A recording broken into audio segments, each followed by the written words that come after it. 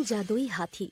हरिनगर नाम का एक छोटा सा गांव था। उस गांव के लोग बहुत धार्मिक थे और पूजा पाठ किया करते थे, इसलिए गांव में बहुत सारे मंदिर बने हुए थे। गांव के एक कोने में एक छोटा सा टूटा फूटा घर था, जिसमें मुन्नी, गणपत और उनकी माँ राधिका रहा करती थी। मुन्नी 10 साल की हो चुकी थी और उसका भाई गणपत उससे बड़ा था। दोनों भाई बहन एक दूसरे को बहुत प्यार करते थे और साथ साथ खेला करते थे। मुन्नी और गणपत भगवान गणेश के बहुत बड़े भक्त थे। दोनों रोज सुबह उठकर मंदिर जाते थे और भगवान गणेश की पूजा किया करते थे। उनकी माँ राधिका भी गणेश भगवान को बहुत मानती थी और अक्सर गणेश भगवान के नाम पर घर में लड्डू बनाती रहती थी। लेकिन उनके घर की स्थिति बहुत खराब थी। राधिका दिन भर मेहनत मजदूरी करके पैसे कमाती थी और अपने दोनों बच्चों का पेट पालती थी।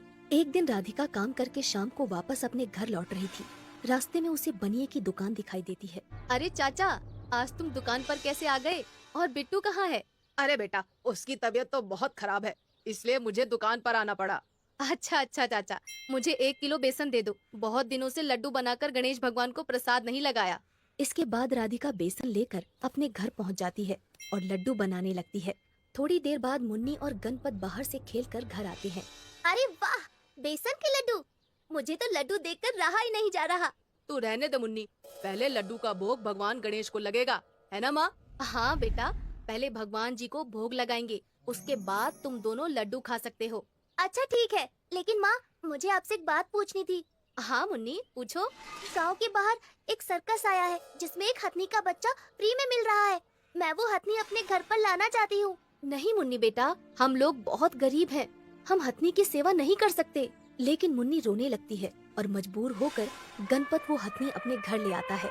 हथनी के घर आते ही मुन्नी बहुत खुश हो जाती है। धीरे धीरे समय गुजरता जाता है। मुन्नी और उस हथनी में गहरी दोस्ती हो जाती है। मुन्नी उसके ऊपर चढ़कर सारे गांव की सवारी करती है। राधिका भी जैसे तैसे पैसे जमा करके उस हथनी की सेवा करती है। एक दिन रात को तीनों लोग आपस में बातें कर रहे थे, तभी कोई दरवाजा खटखटाता है।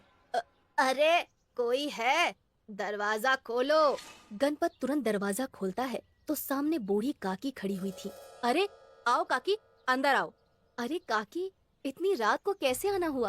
अब क्या बताऊं बेटा, घर में खाने का एक दाना नहीं है और मेरी कोई नहीं सुनता। सबको तो बस अपनी अपनी पड़ी है। अगर तुम मुझे कुछ पैसे दे दो तो बड़ी मेहरबानी होगी। इतना सुनते ही कुछ देर के लिए सभी लोग शांत हो जाते हैं। फिर अरे कोई बात नहीं काकी, मेरे पास कुछ पैसे पड़े हैं, तुम ले जाओ। इतना कहकर राधिका अंदर जाती है और कुछ पैसे लाकर बूढ़ी काकी को दे देती है। भगवान तुम्हारा भला करे बेटा। इतना कहकर बूढ़ी काकी वहाँ से चली जाती हैं। बूढ़ी काकी के जाते ही गणपत अपनी माँ से पूछने लगता है। माँ, हमारे पास केवल उतने ही पैसे थे, तुमने वो भी पैसे काकी को दे दिए, क्यों? अब हम लोग क्या करेंगे? बेटा, किसी जरूरतमंद की मदद करना बहुत ही नेक काम होता है, ऊपर वाला सब ठीक कर देगा। इसके बाद सभी लोग सो जाते हैं। अगली सुबह होते ही राधिका काम पर जाने लगती है। अरे गणपत, मैं पास वाले गांव में काम करने जा रही हूँ, हो सकता है आते आते रात हो जाए। हाँ ठीक है माँ, हम लोग घर पर ही रहेंगे। राधिका काम पर चली जाती है। अपनी माँ के जाते ही मुन्नी गणपत के पास आती है। भैया, घर में एक भी पैसा नहीं, अकेले माँ कब तक हमें खिलाती रहेंगी? हमें भी कुछ करना चाहिए। तू ठीक कहती है मुन्नी, लेकिन हम कर क्या सकते हैं? मेरे पास एक आइडिया है भैया, क्यों ना हम लोग अपनी हथनी से सभी लोगों को सवारी कराएं, जिससे हमें काफी पैसे मिल जाएंगे। वाह मुन्नी, क्या आइडिया है। इसके बाद गणपत और मुन्नी अपनी हथनी से गांव वालों को सवारी कराने लगते हैं। हाथी की सवारी कितनी सस्ती, कितनी प्यारी, आइए आइए, हाथी की सवारी का मजा लीजिए। मुन्नी और गणपत दिन भर गांव वालों को हाथी की सवारी कराते हैं और बहुत सारा पैसा कमा लेते हैं। अंधेरा होते ही उनकी माँ राधिका काम करके वापस घर आ जाती है। माँ, आज हमने गांव वालों को अपनी हथनी की सवारी करा के बहुत सारा पैसा कमाया, ये देखो इतने सारे पैसे। इतना सुनते ही राधिका गुस्से से लाल हो जाती है और गणपत को एक जोरदार थप्पड़ मार देती है। गणपत रोने लगता है। माँ, तुमने भैया को क्यों मारा? हमारी हथनी गर्भवती है और तुम लोगों ने गांव वालों को उसकी सवारी करा दी। हे गणपति बप्पा, माफ करना। मुझे पता नहीं था माँ, मुझे माफ कर दो।